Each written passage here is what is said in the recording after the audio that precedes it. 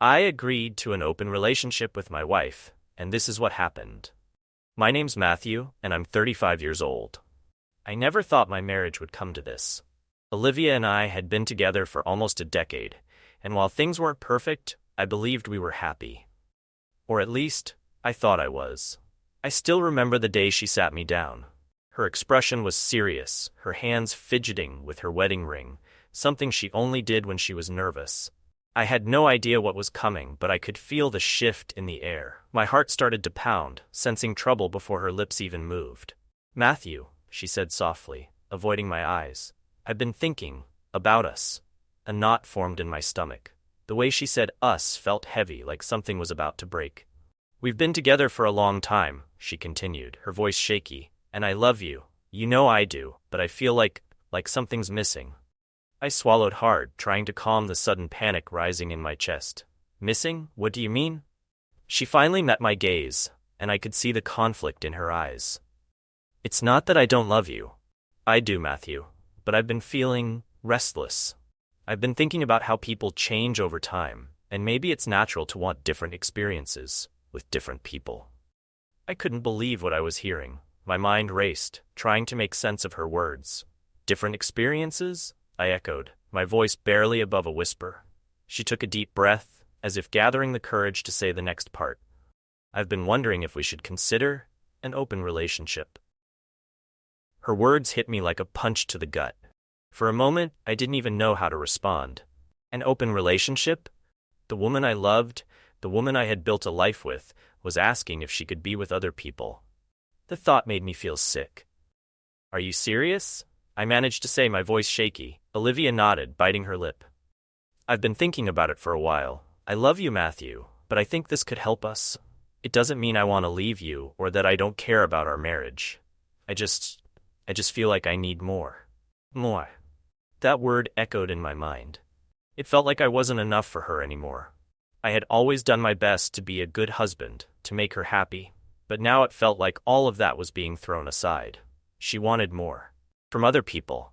My first instinct was to scream, to beg her to stop this madness, but I couldn't. I was frozen, staring at the woman I thought I knew, wondering if I had been blind all along. My throat tightened, and my heart ached in a way I couldn't describe. "What does that even mean for us?" I finally asked, my voice barely holding together. "Do you want to sleep with other people?" She winced at the bluntness of my words but nodded. "It wouldn't be just about that, Matthew. It's about exploring things we haven't experienced yet. I don't want to hurt you. That's the last thing I want. I want us to stay together. But I also think we need to grow as individuals." I felt the room closing in on me, suffocating. I couldn't breathe, couldn't think. How could she say she didn't want to hurt me, but then ask me to share her with someone else? The thought of her with another man made my blood boil, but more than that, it broke something inside me. "What if I say no?" I asked, my voice barely above a whisper. She hesitated, her face tightening with emotion. "I don't know," she admitted. "I don't want to lose you, Matthew, but I also can't pretend these feelings aren't there." There it was, the ultimatum, hanging between us like a heavy cloud. I felt like I was being asked to choose between two impossible options, either lose her by saying no or lose her in another way by saying yes. I felt trapped. I stood up, pacing the room as my thoughts raced. This wasn't something I had ever imagined for us. We were supposed to be partners, soulmates. How could she just throw this at me and expect me to be okay with it? But then a darker thought crept into my mind. What if I said no, and she left me anyway? What if, in trying to hold on to the marriage I knew, I pushed her away? I couldn't bear the idea of losing her completely. "I don't know if I can do this," I finally said, my voice trembling. "But I also don't want to lose you." Her eyes filled with tears as she stood up and came closer, reaching for my hand. "I don't want to lose you either. I'm just trying to figure out how we can both be happy." I looked into her eyes, seeing the woman I fell in love with, and I realized that, despite everything, I still loved her deeply. Even though this idea of an open relationship tore me apart inside, I wasn't ready to let go.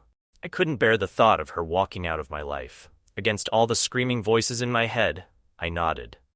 I whispered, "Let's try it."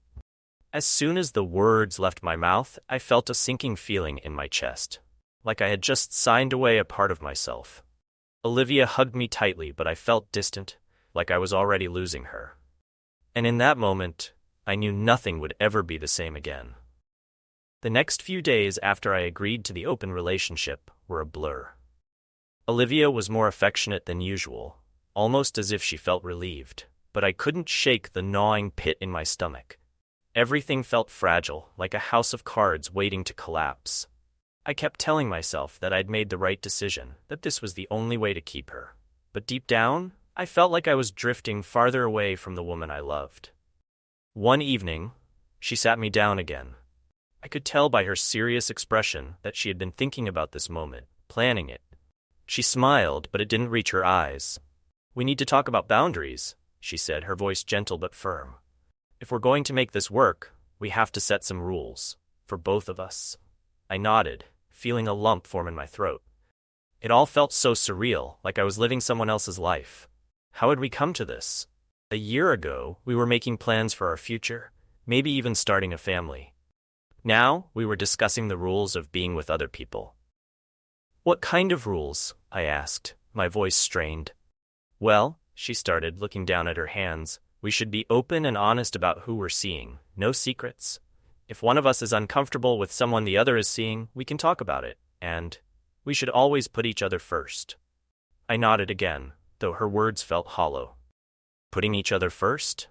Wasn't that the very thing we were risking by opening our marriage? But I didn't say anything. I didn't want to fight, I was too exhausted for that. "And," she continued, "no bringing anyone back here.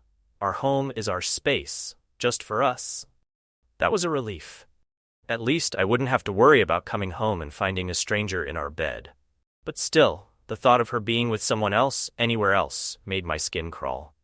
"And what about emotional boundaries?" I asked hesitantly, knowing this was the part that scared me the most. It wasn't just the physical aspect of an open relationship that troubled me. It was the fear that she might fall in love with someone else. Olivia hesitated, her expression softening. "We can try to keep things casual, but I can't promise that emotions won't get involved, Matthew. You know how I am. I don't do well with just physical connections." My heart sank at her words. I knew she was being honest, but that didn't make it any easier. The idea that she could grow close to someone else, maybe even closer than she was with me, terrified me. But again, I kept quiet. I had agreed to this. I had to deal with the consequences. "I guess, as long as you're honest with me, that's all I can ask," I said, though the words tasted bitter in my mouth. She reached across the table and took my hand, squeezing it gently. "We're doing this for us, Matthew, so we can be happier together." I forced a smile and nodded, but deep down, I wasn't sure who this was really for. I couldn't shake the feeling that this arrangement would only push us apart. Days turned into weeks, and soon, Olivia was seeing someone.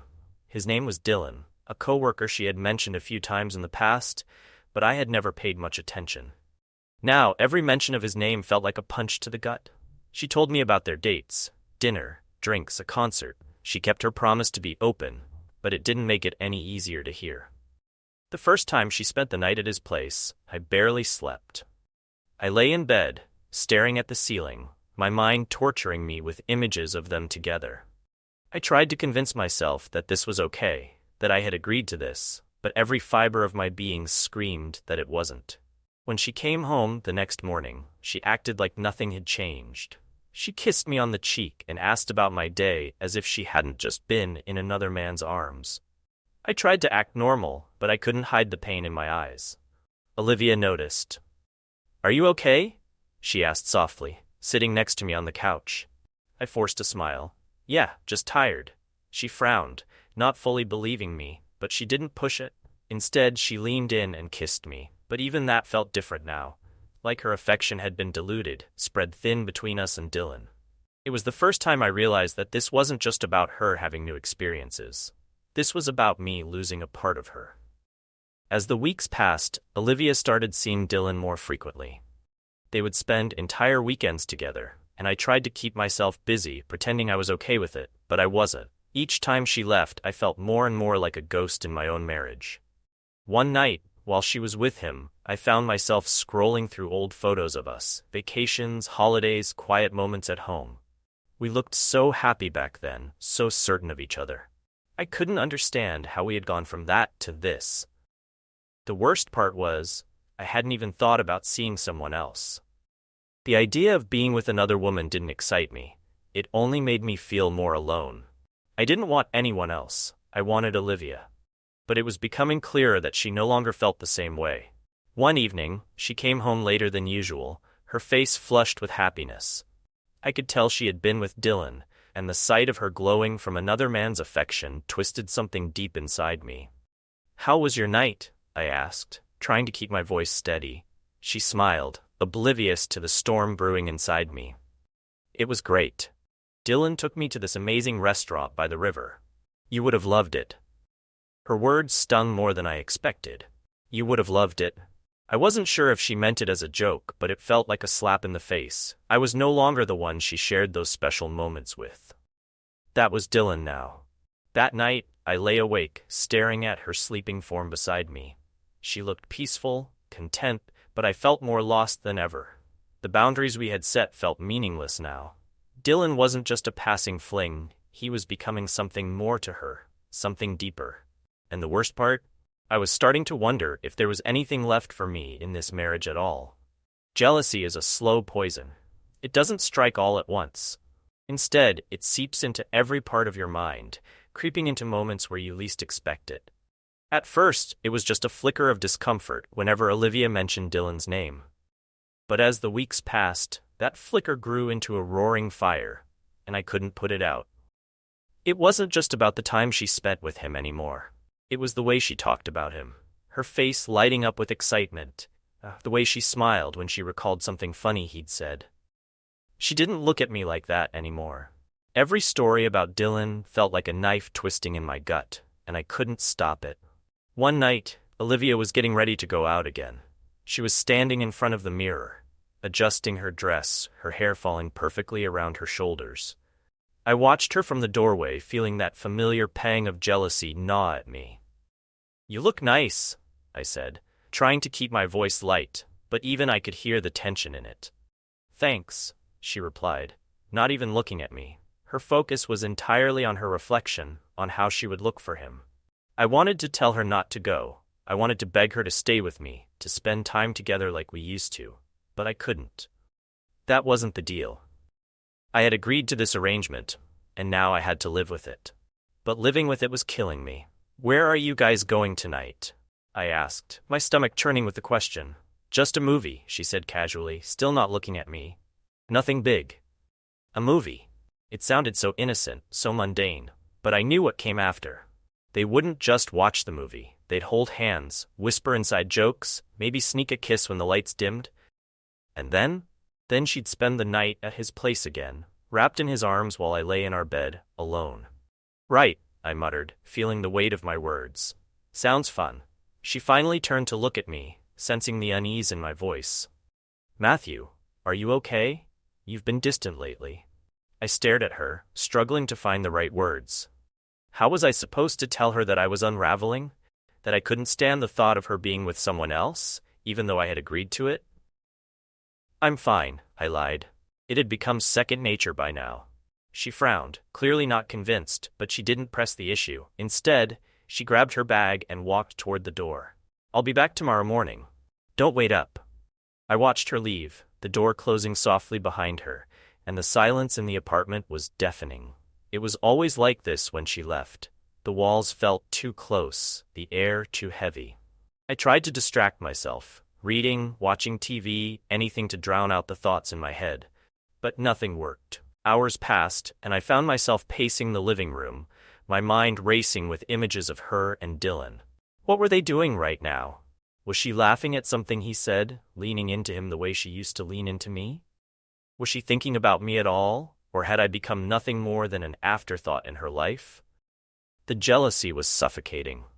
I could feel it tightening around my chest, squeezing the breath out of me. I had never been the jealous type before, but this was different. It was as if every moment she spent with Dylan was another reminder that I was losing her. I tried to tell myself that I was overreacting. This was what we had agreed to, right? She wasn't doing anything wrong. But logic didn't matter anymore. All I could think about was how much time she was spending with him, how much more she seemed to enjoy his company than mine. I had never felt so powerless in my own marriage. The next morning when Olivia came home, I tried to act normal. I forced a smile as she walked through the door, but the knot of jealousy in my stomach hadn't loosened. If anything, it had only grown tighter. "How was the movie?" I asked, trying to sound casual. "It was great," she said, smiling as she kicked off her shoes. "We had a really good time." "Of course you did," I thought bitterly. But I didn't say it out loud. Instead, I just nodded, pretending that everything was fine, even though it felt like my world was falling apart. The jealousy didn't stop there. Every time she mentioned Dylan, every time she left to see him, it got worse. I found myself checking my phone constantly, waiting for her to text me, to let me know when she'd be home, but the texts were always short, casual. She never seemed to miss me the way I missed her. One night, I made the mistake of scrolling through her social media. There were pictures of her and Dylan, nothing too obvious, just group shots from work outings or casual photos at restaurants. But I could see it in her eyes, the way she smiled at him, the way she stood, just a little too close. It was all there, right in front of me. I slammed my phone down, feeling the bile rise in my throat. What was I doing? Why was I torturing myself like this? But I couldn't stop. It was like I was searching for confirmation of what I already knew, that I was losing her bit by bit to him. That night when Olivia came home, I couldn't hold it in any longer. The jealousy, the frustration, the anger, it all came pouring out. "We need to talk," I said, my voice shaking. She looked at me, surprised. "About what?" "About this," I said, gesturing vaguely. "About us." She frowned, sitting down on the couch. "What's going on, Matthew? You've been acting strange for weeks." I ran a hand through my hair, struggling to find the words. I'm jealous, Olivia. I know I agreed to this, but I can't handle it. Seeing you with him, knowing you're spending all this time together, it's tearing me apart." Her face softened, and for a moment I thought she might understand. But then she shook her head, her expression growing distant. "Matthew, I told you from the beginning that this wouldn't be easy," she said quietly. "But you agreed. You said you wanted to make this work." "I did," I said, my voice barely above a whisper. "I still do, but it feels like you're slipping away from me," she sighed, rubbing her temples. "I'm not slipping away. I'm right here. You just need to trust me." Trust. That word felt so hollow now. How could I trust her when every time she left, I felt like I was losing another piece of her? "I'm trying," I said, my voice cracking, "but I don't know how much longer I can do this." For the first time, Olivia looked at me with something other than frustration or confusion. There was sadness in her eyes, a recognition that maybe, just maybe, things weren't as simple as she had thought. "I don't want to lose you," I whispered, my heart aching with the weight of those words. But as she looked away, I knew that I already had. The days that followed that conversation were some of the hardest I've ever experienced. The emotional distance between Olivia and me wasn't just growing, it was suffocating. It felt like we were living in the same house but in completely different worlds. We spoke less, avoided eye contact, and whenever we were together, the silence between us was loud. Painfully loud. Every morning I'd wake up to the empty side of the bed, a reminder that she had spent the night somewhere else. Dylan's place, of course. I'd lie there for a few minutes, staring at the ceiling, wondering how it had come to this. When we got married, I never imagined we'd be here. Strangers living under the same roof, barely holding on to the threads of a broken relationship. One evening, I came home from work to find Olivia sitting at the dining table, her face illuminated by the dim light overhead. She had a glass of wine in front of her, half drunk, and she didn't look up when I entered. It was almost as if she didn't care that I was there. That hurt more than anything else. I dropped my bag by the door and stood there, staring at her, waiting for her to acknowledge me. But she didn't. She just sat there, swirling the wine in her glass, lost in her thoughts. It was like I didn't even exist to her anymore. "Olivia," I said, my voice breaking the silence. She finally looked up, her eyes tired, distant. "Hey," she muttered, her voice devoid of any warmth. My heart sank at the thought of that. Space. It felt like the first step toward an ending I wasn't ready to face.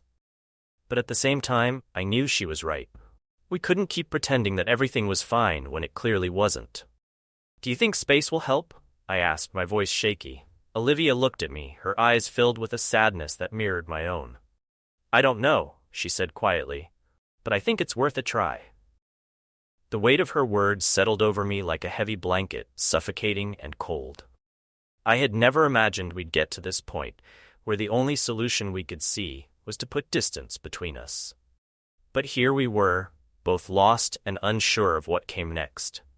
We sat in silence for a while after that, both of us lost in our thoughts. There were so many things I wanted to say, so many questions I wanted to ask, but I didn't have the strength. I was too tired, too heartbroken to keep fighting for something that was slipping through my fingers. Eventually, Olivia stood up, taking her empty wine glass with her. "I'm going to bed," she said softly, her voice barely above a whisper. I nodded, not trusting myself to speak. As she walked away, I felt the weight of our situation settle deep in my chest. The woman I had loved for so many years was slipping away, and no matter how hard I tried to hold on, I couldn't stop it. And for the first time, I wondered if maybe I wasn't supposed to. I didn't sleep that night. I tossed and turned, my mind racing with thoughts of Olivia, of us, of everything we had become. I kept asking myself if this was really the end, if after all these years together, this was how our story would close. Two people who loved each other but couldn't find a way back.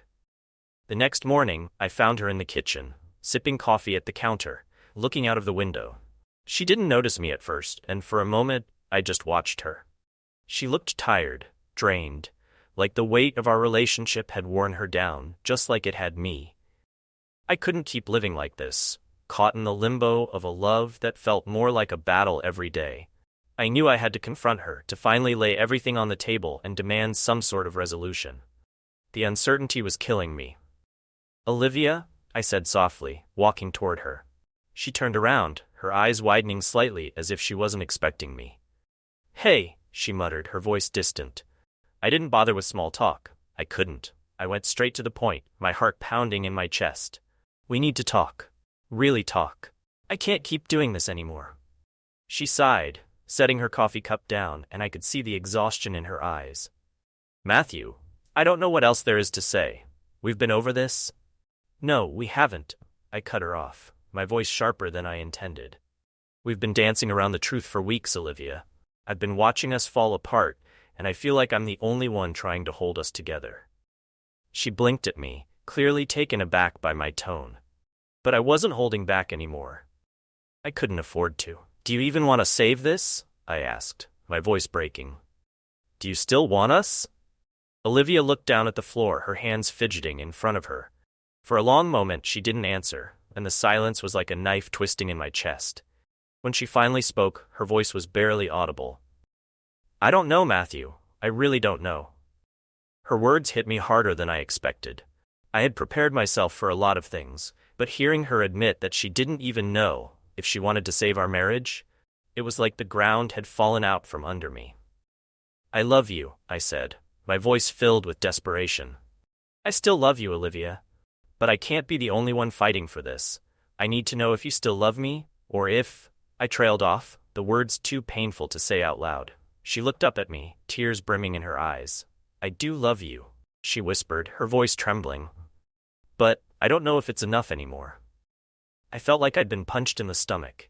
The air was sucked out of the room, and all I could do was stare at her, my heart shattering into 1,000 pieces. "What does that mean?" I asked, my voice barely above a whisper. She wiped at her eyes, her hands shaking. "It means, I'm not sure we can come back from this. I'm not sure we should." Her words echoed in my mind, and for a moment, I couldn't speak. I felt frozen, paralyzed by the realization that this was it. This was the moment where everything changed. "I never wanted to hurt you," Olivia continued, her voice breaking. I thought an open relationship would bring us closer, that it would somehow make us stronger. But I was wrong. I see that now. And I know I've hurt you in ways I never imagined I would." I swallowed hard, trying to keep my composure. "So what are you saying? That it's over?" She looked at me, her eyes filled with sorrow. I think it has to be, Matthew. The words hung heavy in the air, and for a second, I felt like I couldn't breathe. My chest tightened, and the reality of what she was saying crashed over me like a tidal wave. She was ending it. After everything we'd been through, after all the years, the memories, the love, she was walking away. I don't want to drag this out any longer, she said, her voice soft but firm. We've both been unhappy for too long, and I think we both know we can't go back to the way things were. I shook my head, tears burning behind my eyes. I don't know how to do this, I admitted, my voice trembling. I don't know how to let you go. Olivia stepped forward, reaching for my hand. Her touch was warm, familiar, but it felt like goodbye. Neither do I, she whispered. But I think it's time we both start over, for our own sake. I pulled my hand away, the pain too raw, too overwhelming. I couldn't bear the thought of her leaving, of waking up in an empty house, of living in a world where she wasn't mine anymore. But I knew she was right. As much as I wanted to fight, as much as I wanted to hold on, the truth was, we had both already let go a long time ago. This was just the final step. I never wanted this, I whispered, tears finally spilling over. I never wanted to lose you. I never wanted to lose you either, she said, her voice thick with emotion. But sometimes love isn't enough. The words cut deep, and I nodded, knowing there was nothing left to say. Olivia took a deep breath and turned to leave the room. As she walked away, I felt a profound sense of loss wash over me. It was like the life we had built together, the dreams, the promises. It all faded in that moment, leaving nothing but the hollow ache of what could have been. And as the door closed behind her, I realized that the hardest part wasn't losing her. The hardest part was accepting that we were never meant to last. Thank you for watching. Don't forget to like, subscribe, and hit the notification bell so you never miss our next video. See you next time.